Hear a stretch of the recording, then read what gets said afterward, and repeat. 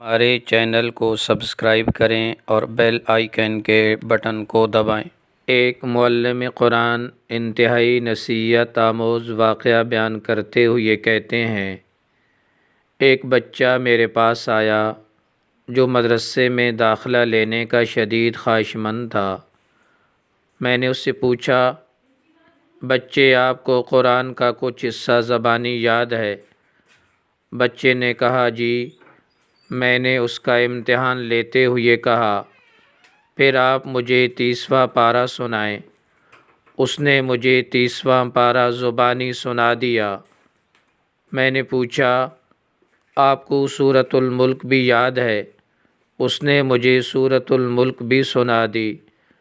مجھے بڑا تعجب ہوا کہ اس چھوٹے سے بچے نے کم سنی کے باوجود قرآن کریم کا کچھ حصہ حفظ کیا ہوا ہے۔ میں نے اس سے سورۃ النحل سنانے کو کہا تو اسے وہ بھی یاد تھی۔ جوں جوں وہ میرے سوالات کا جواب دے رہا تھا، میری حیرانی بڑھتی جا رہی تھی۔ میں نے سوچا کہ آپ اس سے بڑی صورتوں کے متعلق پوچھتے ہیں۔ میں نے کہا، آپ کو سورۃ البقرہ بھی یاد ہے؟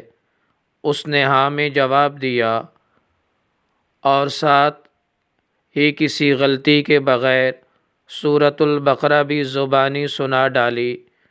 میں نے متعجب ہو کر پوچھا، بچے لگتا ہے آپ نے قرآن حفظ کر رکھا ہے؟ اس نے کہا، جی۔ یہ سنتی فرط مسرت سے میری زبان سے بے ساختہ سبحان اللہ، ماشاء اللہ، تبارک اللہ کے الفاظ ادا ہونے شروع ہو گئے۔ میں نے اس سے کہا، آپ کل میرے دفتر آ جائیے گا اور ساتھ اپنے سرپرست کو بھی لیتے آئیے گا۔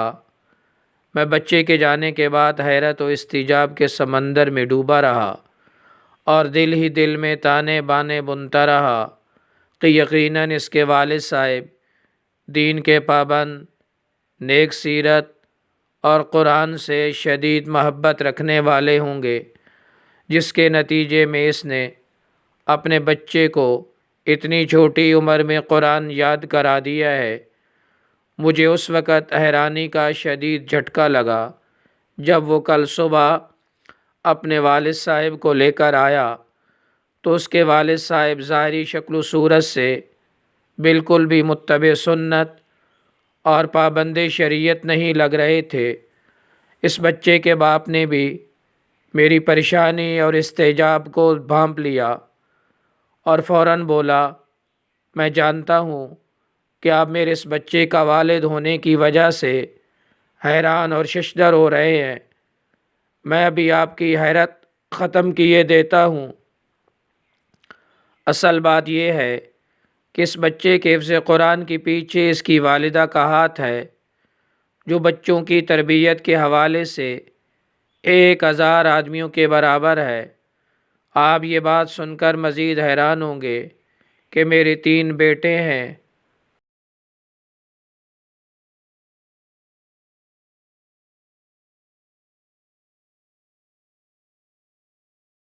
میری سب سے چھوٹی بیٹی 4 سال کی ہے اور وہ بھی 30واں پارہ حفظ کر چکی ہے۔ میری حیرانی انتہا کو پہنچ چکی تھی۔ میں نے پوچھا، یہ کیسے ممکن ہے؟ 4 سال کی بچی نے 30واں پارہ کیسے یاد کر لیا؟ اس نے جواب دیا، بچوں کی والدہ کا طریقہ کار یہ ہے کہ جب بچہ بولنا شروع کرتا ہے تو وہ اسے قرآن یاد کروانا اور حفظ قرآن کا شوق دلانا شروع کر دیتی ہے۔ وہ بچوں کا مقابلہ کرواتی ہے اور کہتی ہے کہ جو سب سے پہلے یہ سورت یاد کرے گا، رات کا کھانا اس کی پسند کا بنے گا۔ جو سب سے پہلے پارہ حفظ کرے گا، ہم ویکینڈ پر اس کی پسند کی جگہ جائیں گے۔ جو سب سے پہلے قرآن ختم کرے گا، ہم سالانہ چھٹیاں اس کے منتخب کردہ علاقے میں گزارنے جائیں گے۔ یوں بچے اپنے اپنے شوق کی تکمیل کے حفظ قرآن میں بڑھ چڑھ کر حصہ لیتے ہیں۔ جی ہاں، ایسی نیک ماہی گر سنوارتی ہیں امام بخاری رحمۃ اللہ کے امیر المومنین فی الحدیث بننے کے پیچھے ان کی والدہ ہی کی کاوشیں تھیں۔ امام شافعی رحمہ اللہ کے عظیم فقیہ اور محدث بننے کے پیچھے ان کی والدہ ماجدہ کی جہود مسعودہ تھیں۔ امام مالک رحمہ اللہ کے امام دارالہجرہ کے منصب عالی پر فائز ہونے کے پیچھے ان کی والدہ محترمہ کا ہاتھ تھا۔